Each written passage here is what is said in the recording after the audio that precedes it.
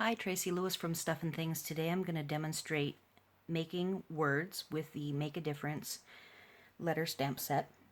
I would consider this stamp set an advanced to expert level tool. It's certainly one that if you have the sentiments that you need, it is, in my opinion, not worth spending the time to make the letters, but for custom names, or if you are like me and don't have a lot of sentiments, spending the time to learn how to use this is worth it in that case. So what we've got today is a template.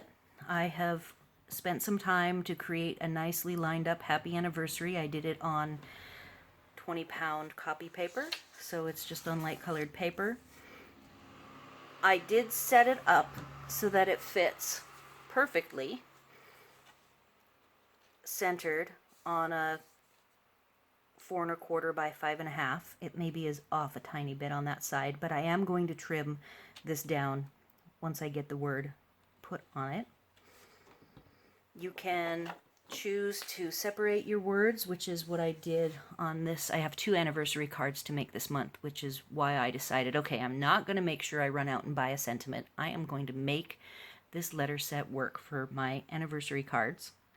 I did actually use a multi-liner pen to clean up where there were a couple of letters that weren't quite connected, and I'm trying not to be over perfectionist and telling myself it is totally fine to use a multi-liner tool to connect the letters. They'll be different every time. You can see here where my S doesn't quite connect and the R overlaps a little bit, so there's a bump, and the Y is a little bit too close. But other than that, this came out pretty good. Oh, here's the Y not quite connected. But good enough for me, for what I'm going for. I come from the MISTI world.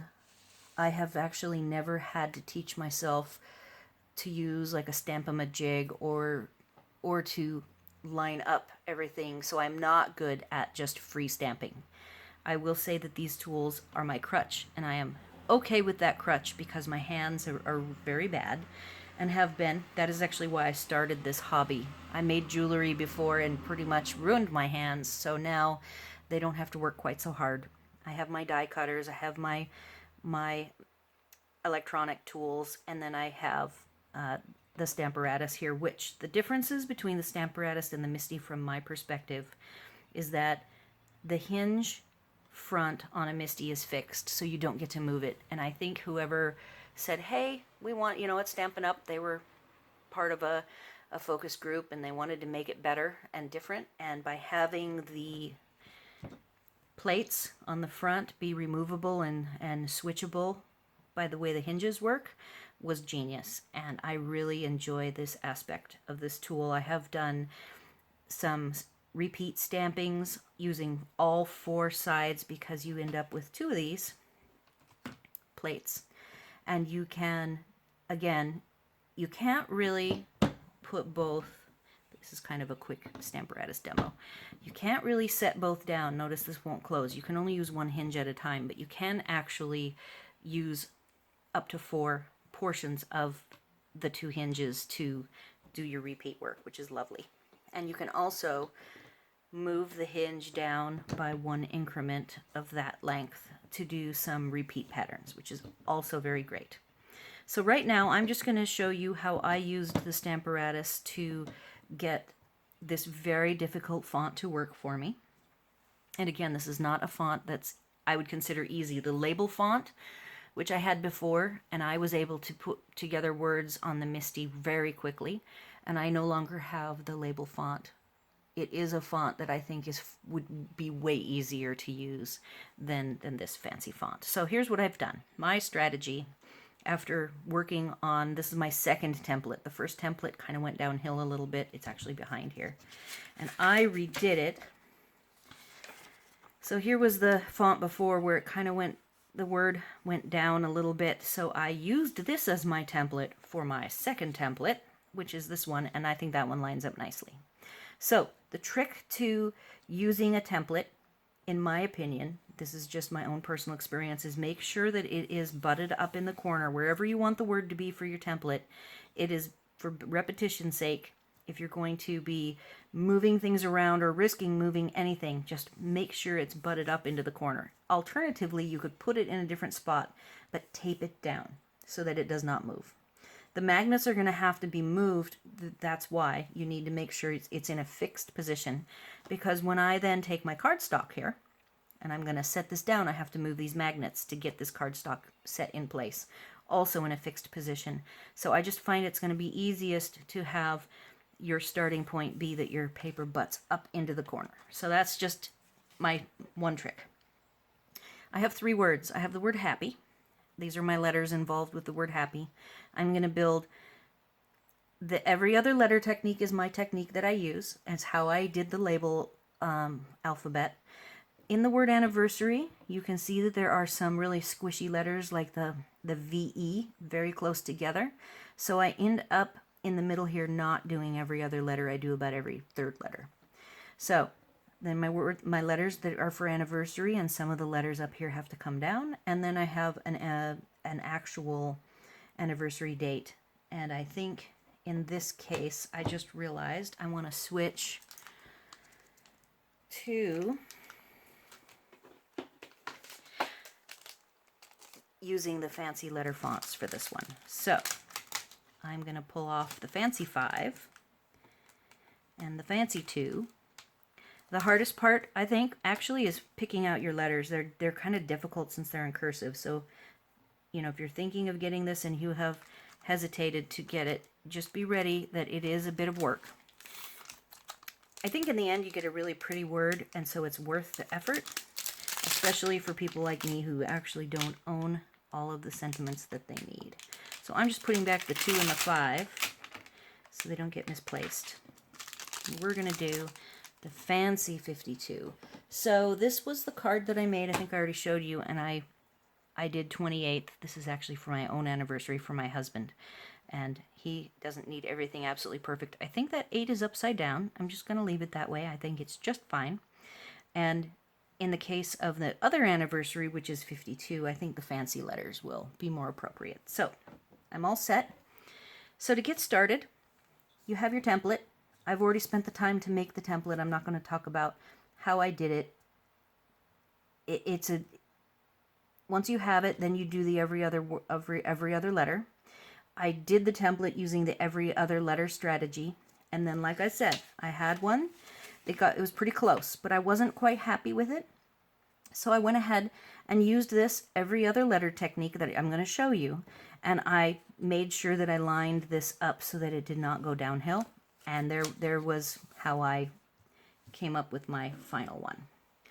So one of the things about these letters that I've noticed is that when you're lined up properly, the black of the template is going to show through properly. And when you have it offset, so if I purposefully don't have the H, since the H is a nice big letter, if I am off at all, let's say I'm tilted, you don't see the black. So your goal while you're looking here is that you put your craft glasses on and you make sure that you set it and you can see all of the black for the H through the photopolymer. If you need, if your photopolymer is sticky, like that one just was, you use a poker tool to help shift your letters around. And I try not to be too much of a perfectionist. I'm just shifting this H a little bit because I can tell that it's off. See, so right here, oops, see now, and these kinds of things happen. That's why it's something that's more for an advanced person who doesn't get frustrated. If you've got a lot of patience, even if you're a beginner and you have patience, this is definitely a font set that you will do well with. Patience is the key. So see, I just moved the H, and I'm going to go ahead and set all 3 letters down, and I'm going to start playing with them. My goal is to get all 3 of these letters lined up.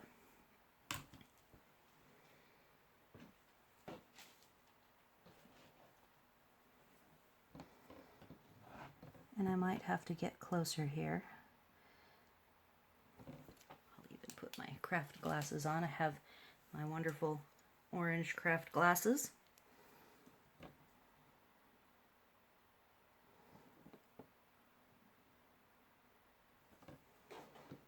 I'm going to get up even closer.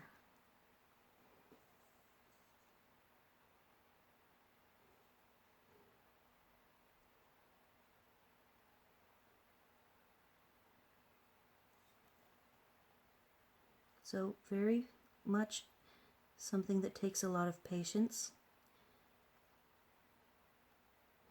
You want to do your lining up, in my opinion, before you put it on the face or your hinge, because it's not so easy to move it like it is right now. Right now, while it's on the paper, is going to be the easiest time you have of actually lining up.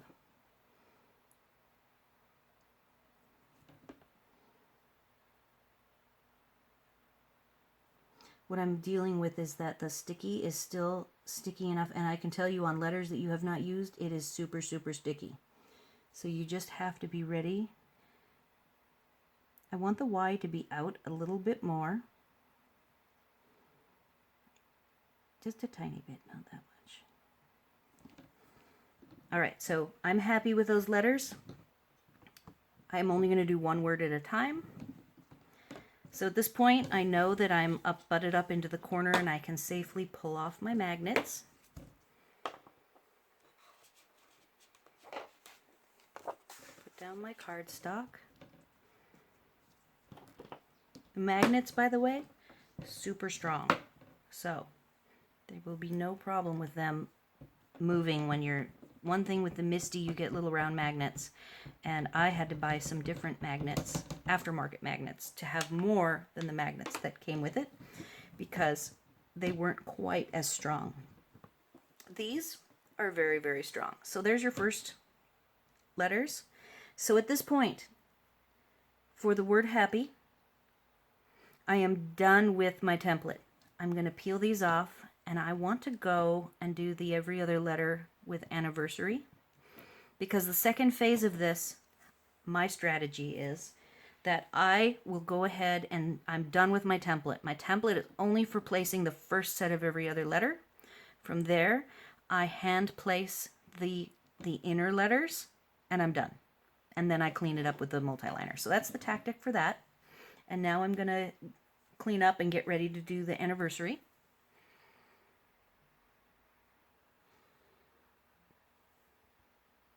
Okay, so you want to make sure you keep your letters clean. In between each use, I have the word, there's a couple letters from happy, the Y in fact, that's going to get used for anniversary. So I'm setting that aside, and I'm going to work on anniversary now. You'll see where, depending, you have to be kind of flexible when the letters get close together here with this cursive set.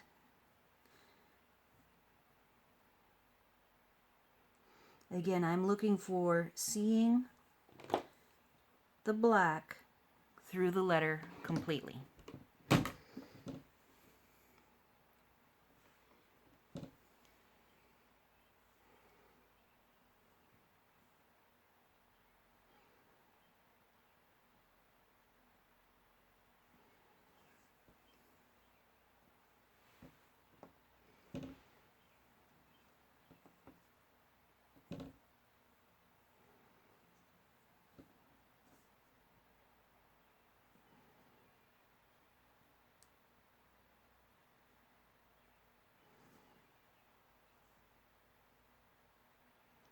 The V also goes down quite a ways, so you have to just kind of play with that. Now, I don't even like how close the R is. This is where I told you I thought I skipped 3 letters. I'm going to do the V, skip the E and the R, and move to the S.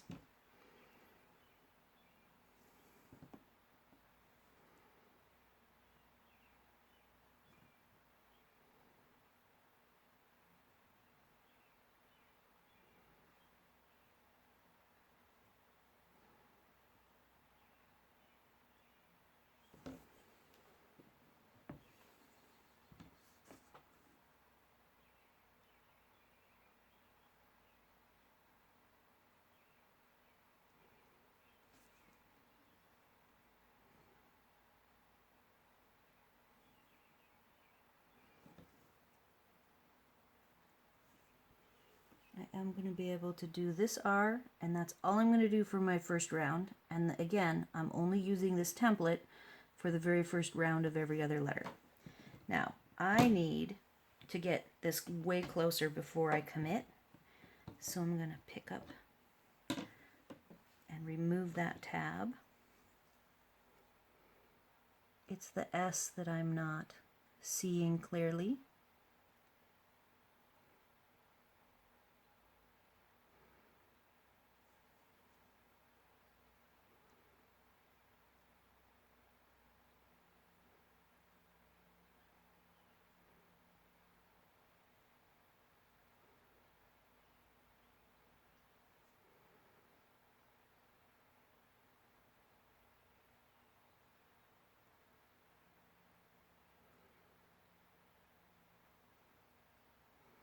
All right, we're going to see how that looks.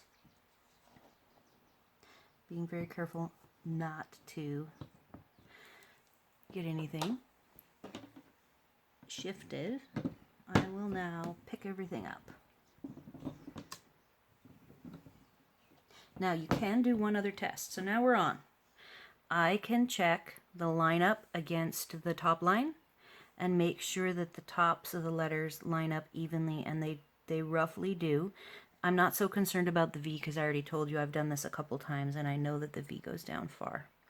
So I am ready to commit that to my cardstock.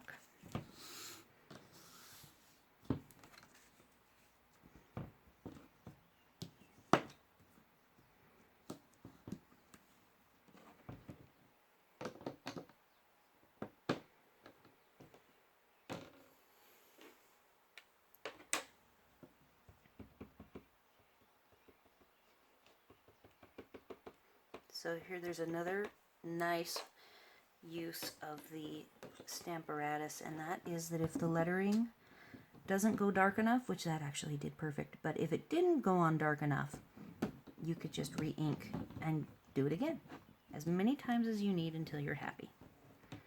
Okay, so that's the end of using our template, and at this point I am going to be filling in the letters. I'm going to put these back on over here. They're not clean, so I'm going to clean them.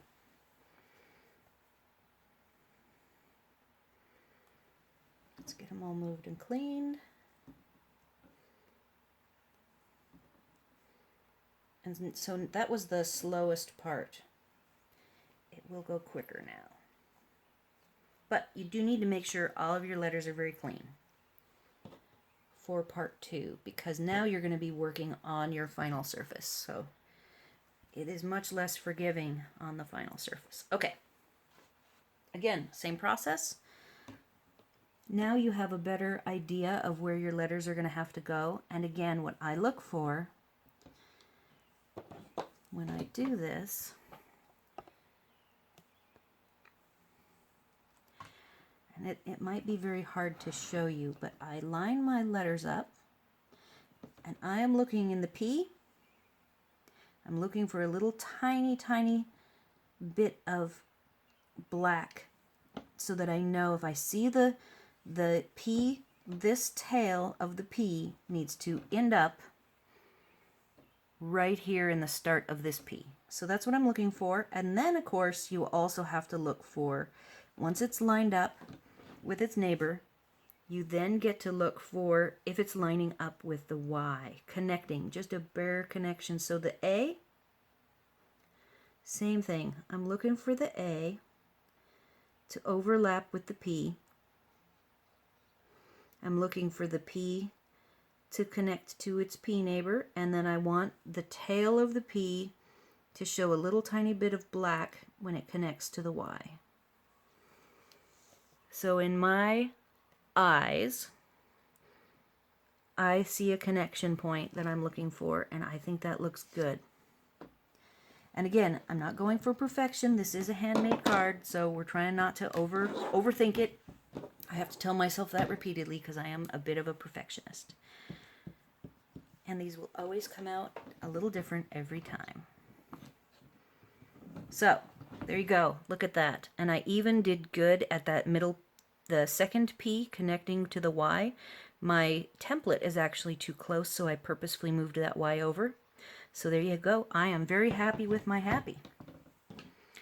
We're going to try to whip up the anniversary. I will use that A again, so I'm going to clean. Make sure the letters are clean. I cannot say that enough. I can't tell you how many times I ruined my cardstock. I think I did it 3 or 4 times before I committed to memory that I absolutely had to remember to keep my letters clean. All right, so now we're going to build phase 2 of the, and this is going to take 2 more sections because I've got the E and the R to do after the V. So that's going to take 2 steps.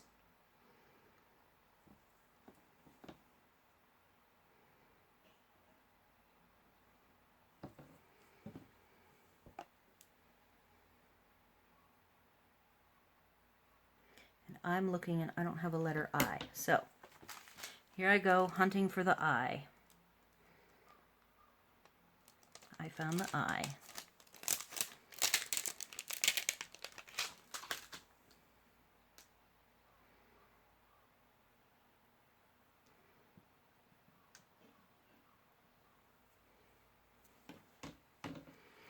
And if you would rather only work a couple letters at a time, there's no rule saying that you have to do the whole letter at one or the whole word at once. On the I, I'm looking for a little tiny connection to its N on the left and a connection to the V, and I see it. For the N, I only need a connection to its neighbor N, and again I see it. So it's really such a fine thing that you're going to just have to play with, but that is the closest way I can say what it is that I'm doing, and I'm going to just do those 2 letters. I don't want to risk, after getting them lined up, having them move on me.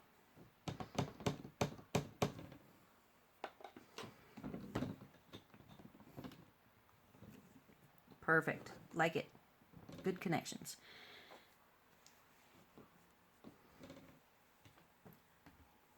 So far so good. I've got an E that I'm going to work on. Now remember that E is going to be really close, and then the R has to slip in there. I'm going to use the A again.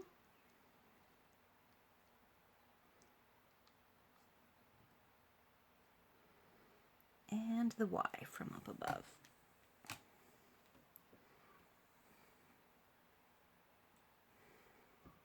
Get these 2 letters off.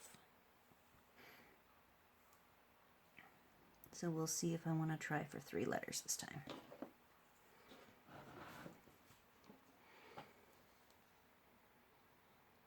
Now the E, I want to be sure I leave enough room for the R. I see a tiny connection there. I'm going to go for that and just leave it. I can already tell that the space between the S and the R is a little bit wide, so I will be able to go in later and fix that. See, and it's even sticking to my little poker tool. And then the Y, I need to get the Y connected here.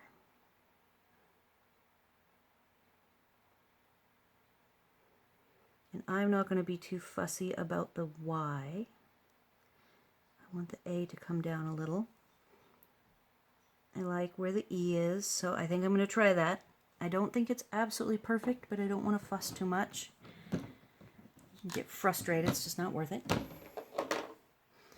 I'd say we're going for the 90% perfect here. That's about all you can expect, unless you want to spend a lot of time fussing. So I'm pretty happy with that. Now, see, I'm separated there, but I'm okay with that. I can fix that. Not a problem. And I only have to repeat the R.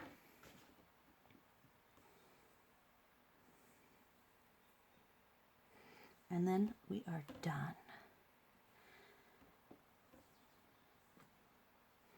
I have to find the R. There it is. It's already clean.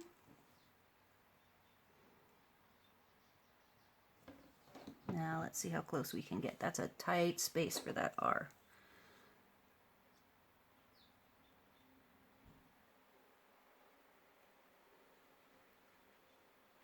So I can see here that the R is definitely way too close to the S, so we'll have to see if I want to use this one. We'll give it a try.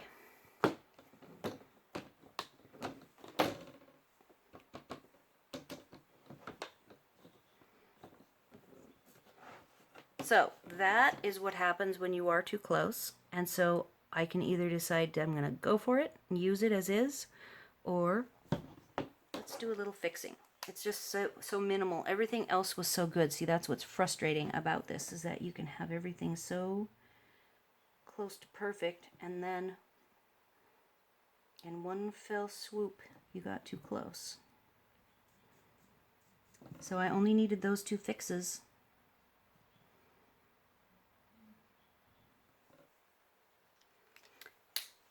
But I'm going to say we're going to use it. And then on a different piece of cardstock, the 52nd is going to be a lot easier to put together. And that is pretty much in a nutshell how that works. And hopefully you found it fun. And if you like a challenge, this is the font for you.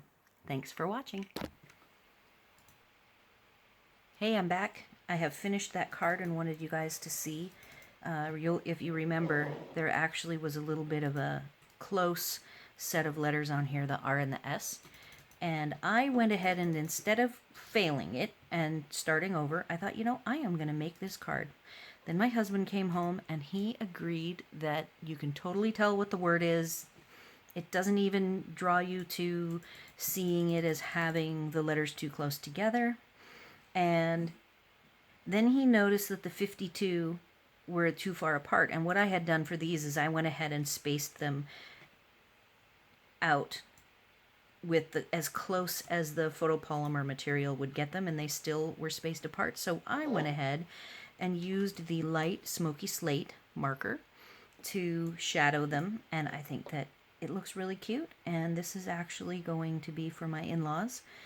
In a couple of weeks is their 52nd anniversary. So I think since I didn't have an anniversary sentiment, that this sentiment came out very nice. It was definitely a lot of work, and now that I have my template done, I will get faster at it, and I probably will end up, of course, getting a happy anniversary sentiment this year with the new replacement stamp sets that I get in the new catalog. And from there, I'll probably still use this set for doing named or very custom sentiments that aren't the run-of-the-mill ones. Thanks for watching.